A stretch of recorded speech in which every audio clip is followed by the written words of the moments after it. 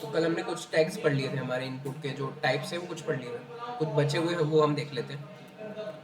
तो इनपुट के अंदर हमने क्या क्या देख लिया था, सबमिट देख लिया था, टेल नहीं देखा था हमने। टेल मतलब टेलीफोन, वही नंबर वाला। तो इसका हम एक लेबल बनाते हैं सबसे पहले। तो फोर और आईडी सेम होगी, तो हम फोर नेम आईडी हम रख लेते हैं सेम। तो फ़ोन रख लेते हैं। ये कहाँ से आ रहा है इतना वाइट वाइट, क्या है ये?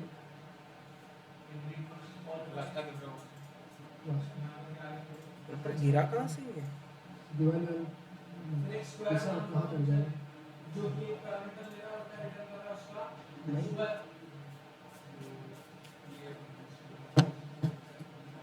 कहाँ से गिरा है ये?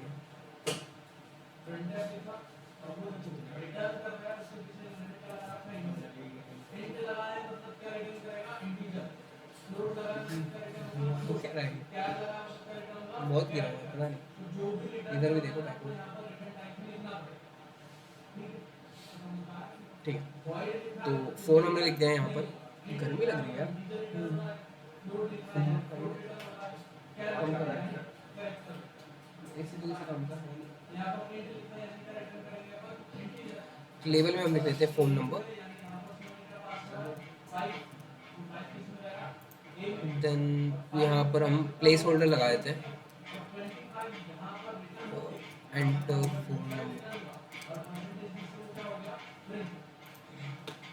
तो इसको हमको करना पड़ेगा पहले तो लाइव।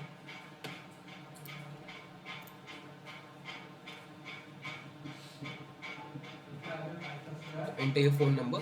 तो यहाँ पर हम सिर्फ नंबर ही, अरे तो टाइप नंबर नहीं किया गया, टाइप तो टेल है। इसमें टेक्स्ट कैसे आता है? नहीं आना चाहिए था। नंबर में तो नहीं आता है, बट टेल में भी नहीं आना चाहिए। टेल भी तो टेलीफोन ही है। नंबर अगर हम करते हैं टाइप तब तो नहीं आता है। हम इसमें टेक्स्ट नहीं डाल सकते, हम अल्फ़ाबेट्स नहीं डाल सकते, सिर्फ नंबर डाल सकते हैं। ठीक है, हाँ। मतलब टेल भी टेलीफोन के लिए होता है, बट उसमें अल्फ़ाबेट्स आते हैं टेलीफोन में। नहीं आना चाहिए था, बट ठीक है, कोई नहीं। हमारे पास नंबर है, दूसरा ऑप्शन टाइप हम नंबर कर देंगे, तो उसमें हम नंबर्स ले सकते हैं। इसके बाद हम देखते हैं इनपुट।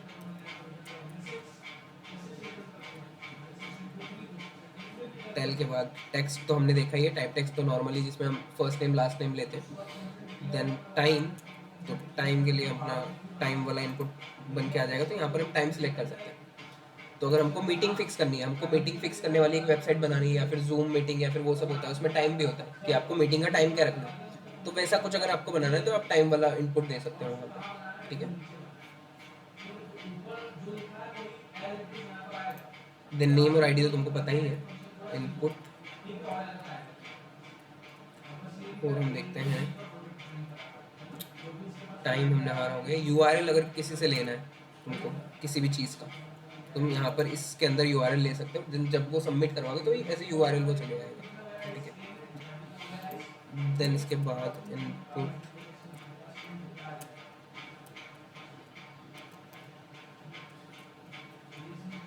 यूआरएल हो गया। और वीक, तो वीक में भी सेम तुम्हारा ये पूरा बन के आ जाएगा, कौन सा वीक तुमको सिलेक्ट करना है।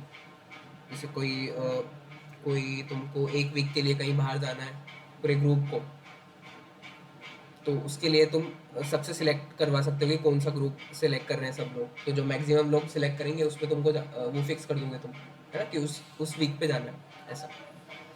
तो पूरा एक वीक सिलेक्ट करवाना है तो ऐसे करवा सकते हो, किसी भी मंथ का। ठीक है, इसके बाद तो खत्म है हमारे सारे इनपुट।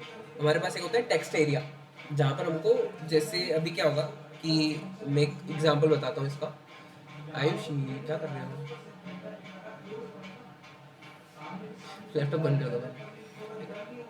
तो देखो क्या होता है कि आपने कोई भी प्रोडक्ट लिया, ठीक है, उसके बाद वो हो गया ख़राब, तो आपको वारंटी क्लेम करना है। तो वारंटी क्लेम करने के लिए आप उसकी वेबसाइट पे जाओगे, तो वो क्या क्या पूछेगा आपसे, आपका नाम, आपका एड्रेस, और आपकी बिलिंग डिटेल, है ना। तो वो चूज़ फाइल वाला हम जो लगाएंगे, ये वाला, इसमें हम उससे बिल ले लेंगे पीडीएफ फॉर्मेट में। तो हम यहाँ से बिल ले लेंगे। देन हमारा नेम हो गया, हमारा ईमेल भी अगर लेना है तो ले सकते हैं। देन उसके बाद उसकी प्रॉब्लम क्या है, मतलब उस जो डिवाइस जो भी उसने लिया है उसमें क्या प्रॉब्लम आ रही है, वो इतने से बॉक्स में तो नहीं लिख पाएगा, उसको थोड़ा बड़ा बॉक्स चाहिए, है ना। तो उसके लिए होता है हमारे पास text area. Text area text area में हम रोज और कॉलम दे सकते हैं। देन नेम और आईडी सेम हम लेवल के लिए यूज़ करते हैं। देन नेम जो होता है वो बैकएंड में थोड़ा काम आता है, बाकी आईडी हम उसके लिए यूज़ करते हैं हमारा लेवल को कनेक्ट करने के लिए, जैसे इसका हम लेवल लगाते हैं। तो 4 में क्या आएगा, जो जो इसकी आईडी में आएगा। तो मैं टी एक्स टी लिख रहा हूँ अभी के लिए, टी एक्स टी। देन यहाँ पर हम लिख देते हैं एंटर योर प्रॉब्लम,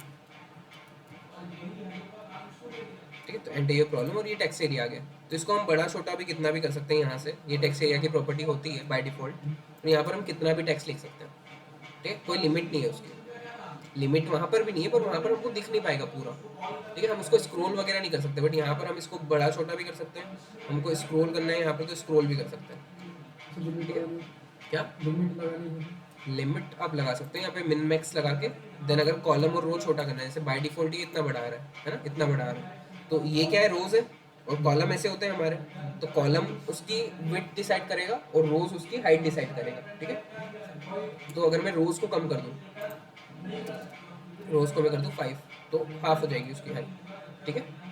अगर मुझे विड्थ कम या ज़्यादा करनी है, अगर ज़्यादा करनी है तो मैं विड्थ कर दूंगा 440। तो देखो विड्थ बढ़ गई उसकी थोड़ी सी, ठीक है। तो हम इससे कम ज़्यादा कर सकते हैं। देन यहाँ से तो हम कर ही सकते हैं इसको पकड़ के, ठीक है। तो टेक्स्ट एरिया की प्रॉपर्टी होती है बाय डिफॉल्ट।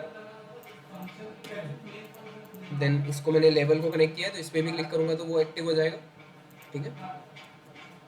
देन उसके बाद देखो वो क्या है, अगर मैं सबमिट करता हूँ, सबमिट बटन हमने कहाँ बनाया है, यहाँ कुछ और, अच्छा इससे हम सबमिट कर रहे थे ना कुछ और से। तो जैसे मैं फॉर्म सबमिट कर रहा हूँ, तो अगर पूरा फॉर्म खाली है तब भी सबमिट हो रहा है वो, है ना, कोई प्रॉब्लम नहीं आ रही, वो बोल नहीं रहा है कि कोई भी चीज़ रिक्वायर्ड है या फिर कुछ नहीं। अगर मैं पूरा फॉर्म खाली भी सबमिट करूँगा तो हो रहा है। तो मुझे कुछ चीज़ें रिक्वायर्ड रखनी है, जैसे फर्स्ट नेम लास्ट नेम तो होना ही चाहिए, है ना, तब तक फॉर्म सबमिट नहीं होना चाहिए जब तक फर्स्ट नेम लास्ट नेम कोई भी फिल ना करे, या फिर और भी बहुत सारी चीज़ें जो भी हमको करनी है। तो उसके लिए क्या होता है, हमारे पास एक एट्रीब्यूट होता है, ठीक है। एट्रीब्यूट होता है हमारे पास रिक्वायर्ड, और वो इनपुट में ही लगता है। तो जैसे इनपुट हमारा जो है फर्स्ट नेम वाला, ये रहा हमारा फर्स्ट नेम वाला इनपुट। तो इसमें मैं एट्रीब्यूट लगा दूंगा यहाँ पर रिक्वायर्ड। तो रिक्वायर्ड की कुछ वैल्यू नहीं डालनी पड़ती हमको, सिर्फ रिक्वायर्ड लिखना पड़ता है। हमने रिक्वायर्ड लिखा, अब वो रिक्वायर्ड हो चुका है। तो जब तक मैं फर्स्ट नेम नहीं डालता हूँ तब तक ये फॉर्म सबमिट ही नहीं होगा। देखो मैं कुछ और पे क्लिक कर रहा हूँ, वो बोल रहा है please fill out this field, ठीक है। तो ये फील्ड हमको फिल आउट करनी पड़ेगी, इसके बिना फॉर्म सबमिट होगा ही नहीं। जैसे मैं ये फील्ड को फिल आउट करूँगा, जैसे मैंने यहाँ पर भरा, अगर बाकी सारे भले खाली हो उससे फ़र्क नहीं पड़ता, ठीक है, बाकी चीज़ें मैं खाली कर देता हूँ। जैसे ही मैं कुछ और पे क्लिक करूँगा वो सबमिट हो जाएगा, ठीक है। पर अगर वो खाली है तब वो सबमिट नहीं होगा, ठीक है। तो हम ये कितने भी इनपुट्स पे लगा सकते हैं रिक्वायर्ड। हमको अगर लास्ट नेम भी चाहिए तो हम रिक्वायर्ड लगा देंगे। तो अब अगर मैं फर्स्ट नेम दे दूँ, फर्स्ट नेम मैंने दे दिया कुछ भी, तो उसके बाद क्या होगा, फिर भी वो सबमिट नहीं होगा। वो बोलेगा कि लास्ट नेम भी डालो, क्योंकि लास्ट नेम में भी आपने रिक्वायर्ड लगाया, ठीक है। तो जो जो भी हमको रिक्वायर्ड है उसमें हम रिक्वायर्ड एट्रीब्यूट लगा देंगे। इसके बाद और चीज़ें इसमें क्या होती है, इसमें हमारा होता है लेबल हो गया, हमारा इनपुट हो गया, टेक्स्ट एरिया हो गया, बटन है, देन सिलेक्ट है, सिलेक्टर ऑप्शन, ठीक है। सिलेक्टर ऑप्शन देख लेते हैं।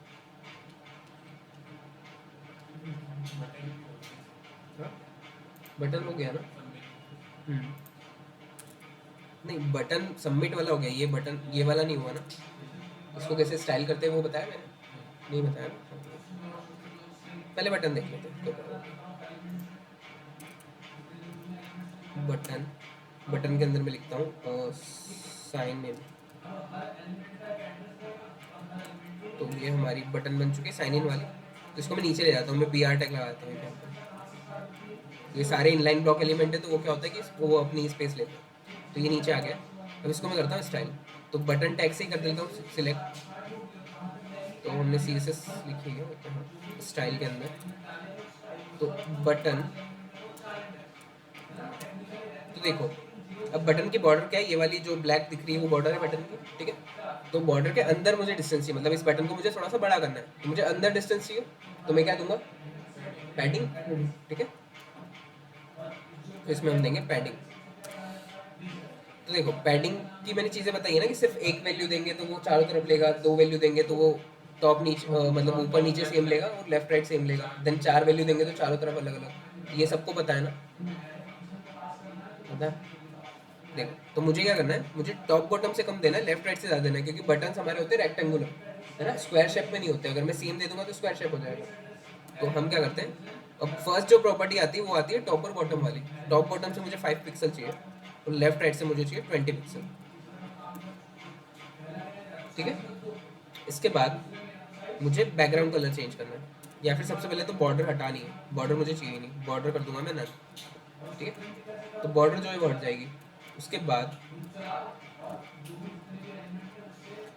मैं बैकग्राउंड कलर दे देता हूँ। बैकग्राउंड कलर में कर देता हूँ ब्लू। तो जैसे ब्लू होगा ना, तो उसका जो कलर ब्लैक जो है फोन का कलर, वो हमको थोड़ा कम दिखता है, तो हम क्या करते हैं, कलर को कर देते हैं वाइट।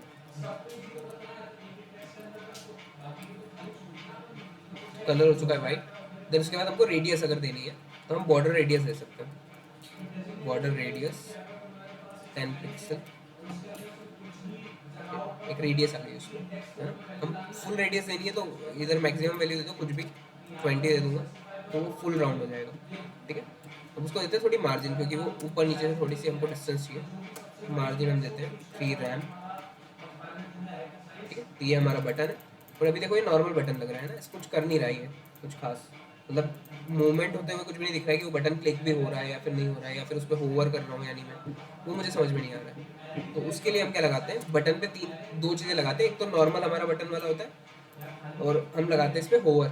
ठीक है, बटन पहले तो होवर क्या होता है वो सबको पता है ना, क्या होता है क्लिक और माउस ले जाते हैं वो। होवर, पता है क्या होता है। देखो अगर मैं इस वाले पे माउस ले जा रहा हूँ, मतलब मैंने इस बटन पे माउस ले गया, तो ये होवर कर रहा हूँ मैं इस पे, मतलब मैं जिस पे ये माउस लेके जा रहा हूँ मतलब मैं होवर कर रहा हूँ इस पे।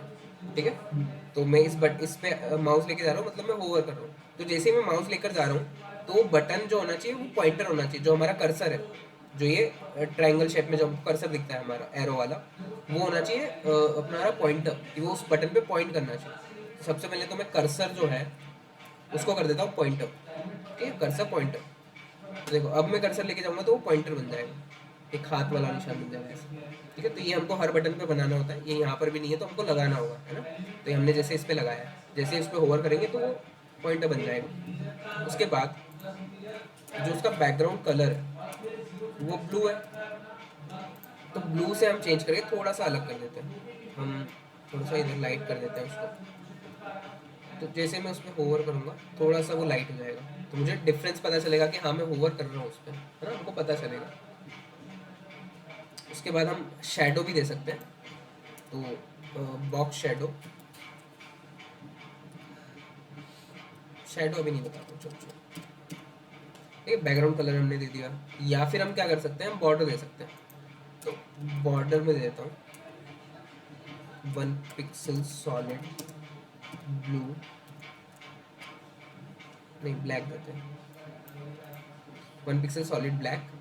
देन उसके बाद मैं क्या कर रहा हूँ, देखो अभी मैं होवर कर रहा हूँ तो उसमें बॉर्डर आ रही है, पर वो बटन छोटा बड़ा हो रहा है, क्योंकि बाय डिफॉल्ट तो उसमें बॉर्डर है ही नहीं। उसमें अगर मैं होवर करने पे बॉर्डर ऐड कर रहा हूँ तो बॉर्डर की कुछ ना कुछ विड्थ है ना, बॉर्डर की 1 पिक्सल विड्थ है, तो 1 पिक्सल चारों तरफ से ऐड हो रहा है ना, तो वो उसकी जा रही है। तो हम क्या करेंगे, बॉर्डर नॉर्मली भी लगा देंगे, नॉर्मली जो बटन वाला टैग है हमारा उसमें भी लगा देंगे, बस उसमें उसको ट्रांसपेरेंट कर देंगे। तो यहाँ पर कलर जो दे देंगे वो ट्रांसपेरेंट। तो उससे होगा क्या कि उसमें बाय डिफॉल्ट भी बॉर्डर है, हम होवर करने पे ऐड नहीं होगी, वो बाय डिफॉल्ट है उस पर। तो जब भी मैं होवर करूँगा ना तो उस पर साइज चेंज नहीं होगा। ठीक है, उसमें बॉर्डर आ रही है बट साइज चेंज नहीं हो रहा है। बॉर्डर की मैं थिकनेस बढ़ा देता हूँ, तो दोनों जगह बढ़ानी पड़ेगी, 2 पिक्सल करता हूँ। देन बैकग्राउंड कलर को मैं कर देता हूँ ट्रांसपेरेंट। तो जैसे ही मैं इसमें होवर करूँगा बैकग्राउंड कलर हो जाएगा ट्रांसपेरेंट, पर अब मेरा फ़ोन का कलर भी वाइट है तो मुझे वो दिखेगा ही नहीं, तो मुझे कलर को क्या करना पड़ेगा, ब्लैक। जब भी मैं होवर करूँगा तो कलर हो जाएगा ब्लैक। ठीक है, तो नॉर्मल प्रॉपर्टी नॉर्मली हमको ऐसे में कैसा दिखाना है उसको, वो कैसे डिसाइड करेंगे हम, बटन टैग से, कि जो नॉर्मली हम CSS देते हैं वो वाला। बट होवर करने पे वो कैसा दिखना चाहिए उसको मैं करूँगा होवर पर। ठीक है, उसके बाद देखो अभी भी जब मैं उस बटन पे क्लिक कर रहा हूँ तो क्लिक करने पे मुझे ये पता नहीं चल रहा है कि उस पर क्लिक हो रहा है कि नहीं हो रहा है। क्लिक करने पे कुछ भी मूवमेंट नहीं हो रहा है, कुछ भी चेंजेस नहीं हो रहे। होवर करने पे हो रहे हैं अभी, क्योंकि मैंने होवर वाली प्रॉपर्टी लगाई, पर क्लिक करने पे कुछ नहीं हो रहा है। तो मुझे क्लिक करने पर भी अगर कुछ करना है तो मैं क्या कर सकता हूँ, मैं बटन पे ही एक्टिव लगा सकता हूँ। एक्टिव का मतलब है कि जब भी मैं उस पर क्लिक करूंगा तब क्या होना चाहिए। तो इसमें मैं कर देता हूँ सेम बैकग्राउंड कलर कर देता हूँ ब्लू, जो नॉर्मली हमारा था। देन कलर कर देता हूँ वाइट, जो कि नॉर्मली था हमारा। देन बॉर्डर को ट्रांसपेरेंट थी तो बॉर्डर में कर देता हूँ ट्रांसपेरेंट, बस इतना। देखो अभी होवर कर रहा हूँ तो होवर वाली प्रॉपर्टीज लग रही है, मैं क्लिक करूंगा तो क्लिक वाली प्रॉपर्टीज लग रही है। तो जैसे मैं क्लिक करा मैंने क्या करा है, background colour blue, colour white और बॉर्डर को ट्रांसपेरेंट, तो वो हो रहा है। तो मुझे पता चल रहा है कि मैं उस पर होवर कर रहा हूँ और मुझे पता चल रहा है कि मैं उस पर क्लिक भी कर रहा हूँ। ठीक है, तो बटन की 3 प्रॉपर्टीज होती है, एक तो नॉर्मल, एक होवर और एक एक्टिव। ठीक है, किसी भी बटन पे आप लगा सकते हो।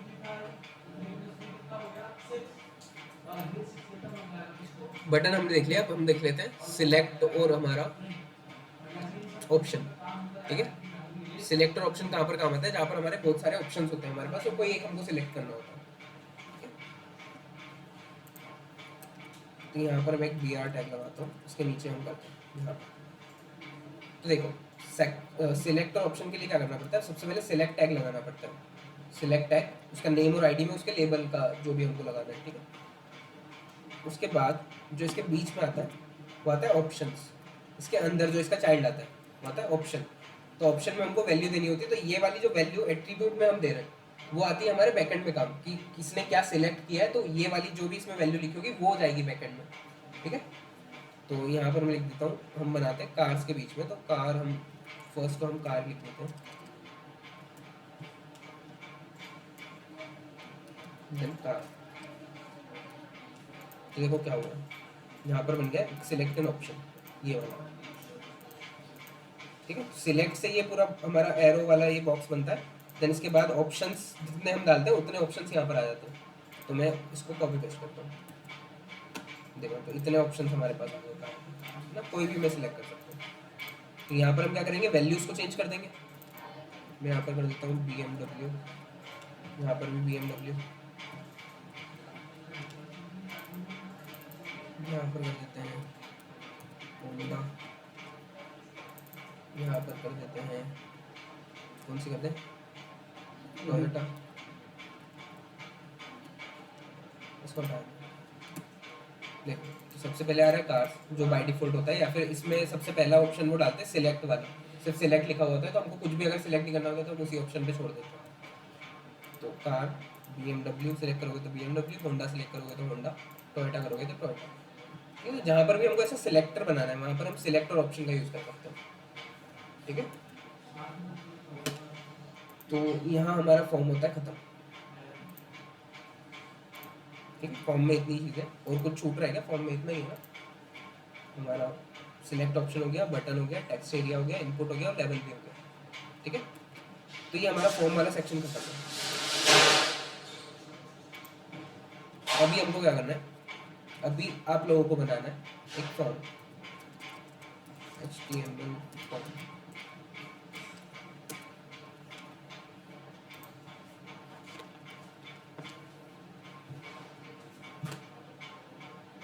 कौन सा बनाओगे, एक चीज़ और बता दो जो कि हम नॉर्मली फॉर्म में यूज़ करते हैं। वैसे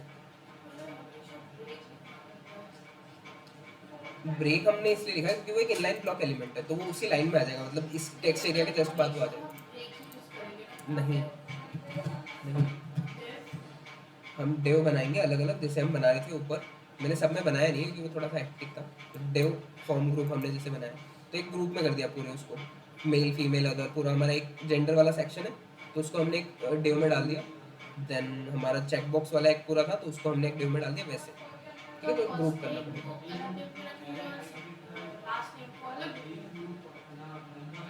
वो तो डिपेंड करता है कि आपको कैसा फॉर्म बनाना है। आपको अगर वो साइड बाय साइड चाहिए, मतलब फर्स्ट नेम और last name side by side चाहिए, तो आप फिर उसमें नहीं लगाओगे ड्यू, मतलब पूरे को फर्स्ट नेम भी उसी ड्यू में होगा, लास्ट नेम भी उसी ड्यू में होगा। लेकिन अगर आपको ऊपर नीचे रखना है तो फिर आप अलग अलग ड्यू बना लो।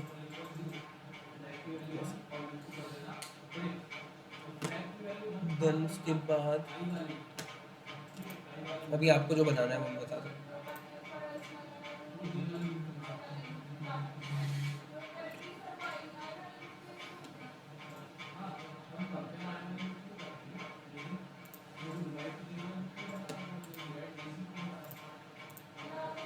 ये बनाओ अभी फटाफट, छोटा सा है, ज़्यादा टाइम नहीं लगना चाहिए।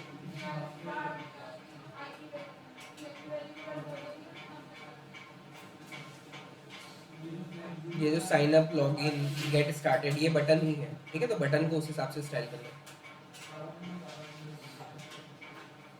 देन देखो इसमें first name last name side by side है, तो आपको एक डिव के अंदर मतलब पूरा जो फर्स्ट नेम और लास्ट नेम दोनों एक डिव के अंदर आएंगे।